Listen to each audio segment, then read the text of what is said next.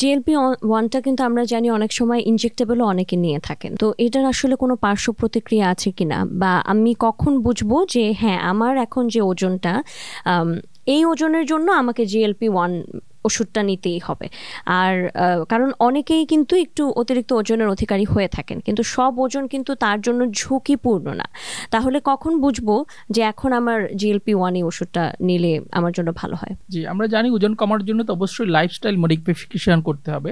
Lifestyle modification করতে হবে, যেমন ডায়েট, এক্সারসাইজ, সেগুলো আপনার মেনটেন করতে হবে। কিন্তু অনেক রোগীরা দেখা যায় যে সেটি পারে না, যে বলে আমি এত এক্সারসাইজ করতে পারবো না বা এত ডায়েটে যেতে পারবো না। সেই সময় কিন্তু আমাদের মেডিকেশনের দিকে চলে যেতে হয়।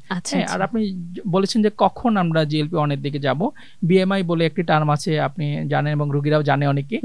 হ্যাঁ, যখন 25-এর বেশি থাকে সেটাকে আমরা বলে ওভারওয়েট বলি, এবং 30-এর বেশি থাকলে অবেজ বলি, এবং 35 বা 40-এর উপর থাকলে মরবিডলি অবেজ বলি।